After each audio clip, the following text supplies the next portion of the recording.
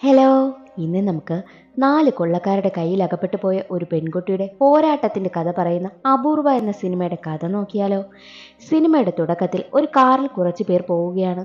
റോഡിൽ വെച്ച് കുറച്ചു ദൂരം കഴിയുമ്പോഴാണെങ്കിൽ മരക്കഷ്ണമൊക്കെ വെച്ച് ആരോ റോഡ് ബ്ലോക്ക് ചെയ്തിരിക്കുന്നു. കാർ ആണെങ്കിൽ പിറകോട്ടെടുക്കാൻ നോക്കവേ ആരോ വെടിവെക്കുമ്പോൾ ഡ്രൈവറിനും വെടികൊള്ളുകയാണ്. കുറച്ചു പേർ അതേസമയം അവിടെ എത്തി കാറിലുണ്ടായിരുന്നവരെയൊക്കെ ഉപദ്രവിക്കുകയും ഷൂട്ട് ചെയ്യുകയും ഒക്കെ ചെയ്യുന്നു. അവരെയൊക്കെ ക്രൂരമായി കൊന്നിട്ട് കാറുമായി പോവുകയാണ്. ആ കാറിൽ നിറയെ സ്വർണമായിരുന്നു. ആ കൊള്ളസംഘമാണെങ്കിൽ കാറിലുണ്ടായിരുന്ന സ്വർണമെല്ലാം മറ്റൊരാളെ ഏൽപ്പിക്കുന്നു. അയാളാണ് അവർക്ക് ആ ഒരു ടാസ്കും നൽകിയത്. അവരവരുടെ ഷെയറൊക്കെ വാങ്ങി അയാളെ ഏൽപ്പിക്കുന്ന അടുത്ത ടാസ്ക് നടത്തുവാനായും പോകുന്ന വഴിയിൽ ബ്ലോക്കായി നിൽക്കവേ അടുത്തുള്ള ഒരു ബസ്സിൽ നായികയായ അപൂർവയാണെങ്കിൽ അവൾ വിവാഹം കഴിക്കാൻ പോകുന്ന പയ്യനോട് ഫോണിൽ സംസാരിക്കുകയാണ്. അവന്റെ ബർത്ത്ഡേക്ക് സർപ്രൈസ് കൊടുക്കാനായി പോവുകയാണ് അപൂർവ. അങ്ങനെ വണ്ടി മുന്നോട്ട് പോകവേ ആ ബസ്സാണെങ്കിൽ കാറിന് വഴി കൊടുക്കുന്നതേയില്ല. കൊള്ള സംഘത്തിനാണെങ്കിൽ ദേഷ്യം വരുന്നു. ആരെയും കൊല്ലാൻ പോലും മടിയില്ലാത്ത അവർക്ക് അത് വലിയൊരു പ്രശ്നമായി. ബസ്സിനെ ഓവർടേക്ക് ചെയ്ത് കയറിയ ശേഷം തടഞ്ഞു നിർത്തി അവരോട് പ്രതികരിച്ച ഡ്രൈവറിനെയും ക്ലീനറിനെയും ഒക്കെ കൊന്നുകളയുന്നു. അതിനുശേഷം ആ 4 പേരും ബസ്സിൽ കയറി ബസ്സിലുള്ളവരോട് കയ്യിലുള്ളതെല്ലാം അവർ നീട്ടിയ ബാഗിലിടാനായും പറയുന്നു. യാത്രക്കാരെല്ലാം അവർ പറഞ്ഞതുപോലെ അനുസരിക്കുന്നു. അവരെ കണ്ട് പേടിച്ച അപൂർവയുടെ കയ്യിൽ നിന്നും ഫോണും തറയിൽ വീണു പോവുകയാണ്.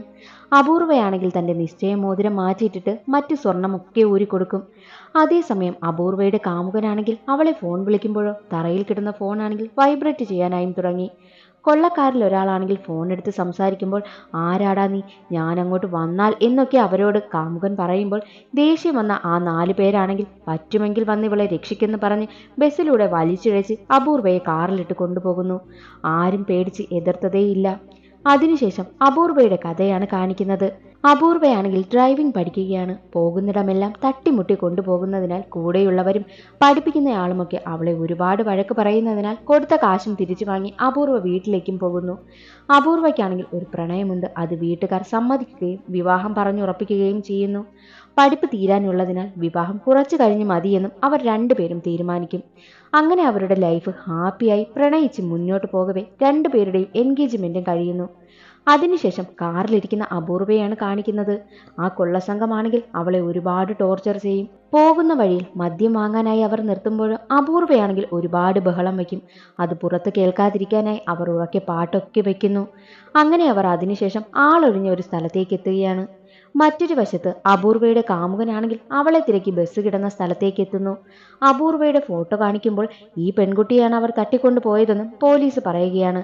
എന്നാൽ വേഗം നമുക്ക് കണ്ടുപിടിക്കാമെന്ന് അവൻ പറയുമ്പോഴോ ആ പോയവർ ചെക്ക് പോസ്റ്റ് താണ്ടി കാണില്ല, ഒരു 10 കിലോമീറ്ററിനുള്ളിൽ തന്നെ അവർ കാണുമെന്നൊക്കെ പറഞ്ഞ് അവനെ ഒഴിവാക്കാനായി നോക്കുന്നു. അപൂർവയെ അവരൊരു സ്ഥലത്ത് കൊണ്ടുപോയി ഒരുപാട് ഉപദ്രവിക്കുമ്പോൾ അതിലൊരു ചെറിയ പയ്യനാണെങ്കിൽ അപൂർവയെ അടിക്കുന്നതിനാൽ അവൾ മയങ്ങി വീഴും. അത് കണ്ട് കൂടെ ഉണ്ടായിരുന്ന ആളാണെങ്കിൽ ആ പയ്യനെ ഒരുപാട് വഴക്ക് പറയുകയും തല്ലുകയും ഒക്കെ ചെയ്യുന്നു. ആ പയ്യനാണെങ്കിൽ വെള്ളമെടുക്കാനായി ഒരു സ്ഥലത്തേക്കും പോകും. കൂടെയുള്ളവരൊക്കെ മാറിയ സമയം അവരുടെ ആ ഒരു തലവനാണെങ്കിൽ അപൂർവ അഭിനയിക്കുകയാണോ എന്നറിയാനായി സിഗരറ്റൊക്കെ അവളുടെ കയ്യിൽ കുത്തി നോക്കും. അനക്കമില്ലാത്തതിനാൽ ഉണരും വരെ വെയിറ്റ് ചെയ്യാനായും അവർ തീരുമാനിക്കുന്നു. അതേസമയം അതുവഴി ഒരു ജ്യോത്സ്യൻ നടന്നു പോകും. അയാളെ വിരട്ടി ആ കൂടെയുള്ള ആ പയ്യനാണെങ്കിൽ അവന്റെ മുഖം നോക്കി പറയുവാനായും പറയുന്നു. ജ്യോത്സ്യൻ പറയുന്നത് ഇഷ്ടമാകാത്ത അവരാണെങ്കിൽ ജ്യോത്സ്യനെ അടിക്കുകയും അപൂർവയ്ക്കൊപ്പം കെട്ടിയിടുകയും ചെയ്യുന്നു. എന്നാൽ ആ 4 കൊള്ളക്കാരും അവരിൽ ആരാണ് ആദ്യം അപൂർവയെ റേപ്പ് ചെയ്യുന്നത് എന്ന ചർച്ചയിലാണ്. കുറച്ചു കഴിഞ്ഞ് ഉറക്കമുണരുന്ന അപൂർവയാണെങ്കിൽ ജ്യോത്സ്യനെ കാണുമ്പോഴോ ജ്യോത്സ്യനാണെങ്കിൽ ഞാനൊന്നും ചെയ്യില്ല, എന്നെ എങ്ങനെയും രക്ഷിക്കണേ എന്നയാൾ പറയും. ജ്യോത്സ്യനെ കെട്ടഴിച്ച അപൂർവയാണെങ്കിൽ അയാളെയും കൂട്ടി ഇറങ്ങി ഓടുകയാണ്. കൊള്ളക്കാരാണെങ്കിൽ അതറിഞ്ഞതേയില്ല. ഒരുവിധം രക്ഷപ്പെട്ടെന്ന് കരുതിയ അപൂർവയാണെങ്കിലോ വെള്ളമെടുക്കാൻ പോയ പയ്യന്റെ മുന്നിൽ ചെന്ന് പെടും. അവനാണെങ്കിൽ അപൂർവയെ അടിക്കുവാനും ഉപദ്രവിക്കുവാനും ഒക്കെ തുടങ്ങും. അപൂർവയാണെങ്കിൽ തന്റെ കയ്യിൽ കിട്ടിയതെടുത്ത് അവനെ അടിക്കുകയും ഒക്കെ ചെയ്യും.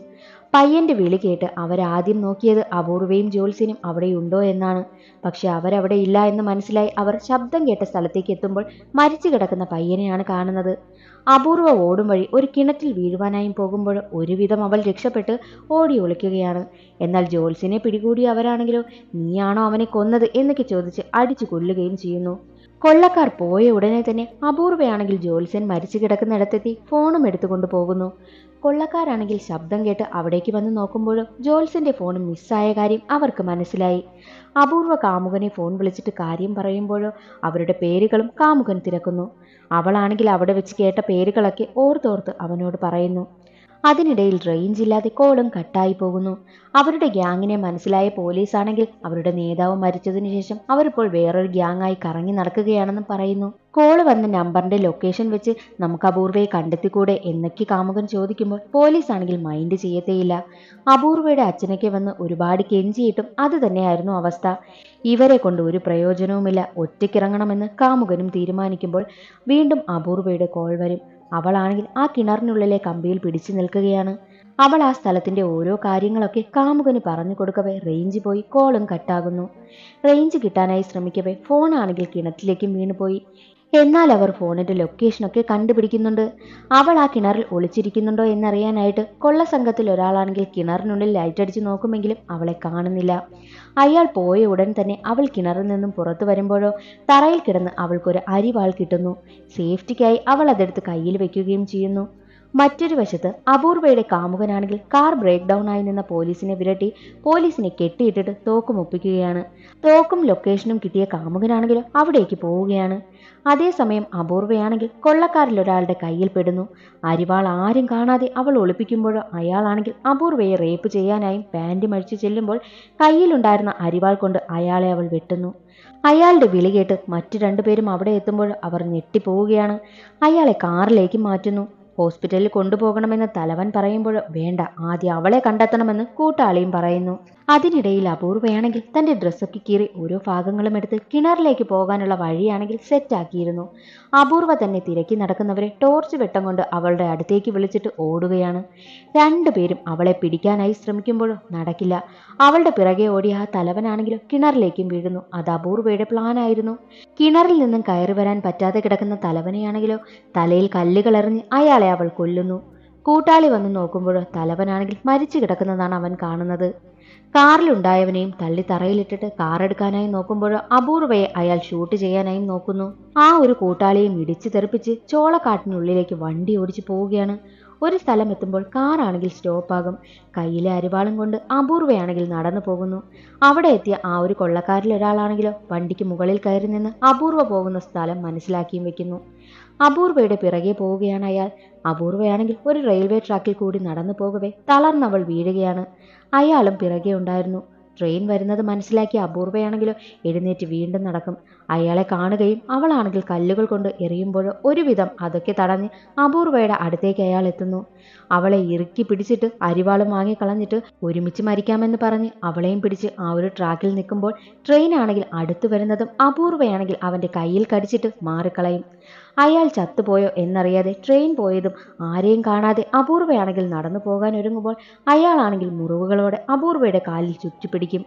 രക്ഷിക്കണമെന്നൊക്കെ പറയും. ഒടുവിൽ അവളുടെ പേരെന്താണെന്ന് അയാൾ ചോദിക്കുമ്പോഴോ അടുത്തുണ്ടായിരുന്ന ഒരു പാറക്കല്ലെടുത്ത് പൊക്കിയിട്ട് എൻ്റെ പേര് അപൂർവ എന്ന് പറഞ്ഞ് കല്ലവന്റെ തലയിലേക്കിട്ട് അവനെ കൊല്ലുകയാണ്. അതിനുശേഷം അടുത്തുള്ള ഒരു റെയിൽവേ സ്റ്റേഷനിലെത്തി അവിടെയുള്ള ഒരു ഓഫീസറിനോട് ഫോൺ ചോദിച്ചു വാങ്ങിയിട്ട് കാമുകനെയും വിളിച്ച് ഒരുപാട് കരയുന്നു. എന്നിട്ട് അവനോട് അവളുള്ള സ്ഥലവും പറഞ്ഞു കൊടുക്കുകയാണ്. അത്രയും ക്രൂരന്മാരായ കൊള്ളക്കാരിൽ നിന്നും തന്റെ ബുദ്ധി സാമർഥ്യം കൊണ്ട് രക്ഷപ്പെട്ട അപൂർവയുടെ കഥ അവിടെ അവസാനിക്കുന്നു. ഇന്നത്തെ ഈ വീഡിയോ എല്ലാവർക്കും ഇഷ്ടമായെന്ന് കരുതുന്നു. ഇഷ്ടമായാൽ ഒന്ന് ലൈക്ക് ചെയ്ത് സപ്പോർട്ട് ചെയ്യാൻ മറക്കരുതേ. അടുത്തൊരു സിനിമയുടെ കഥയുമായി കാണാം. ബൈ.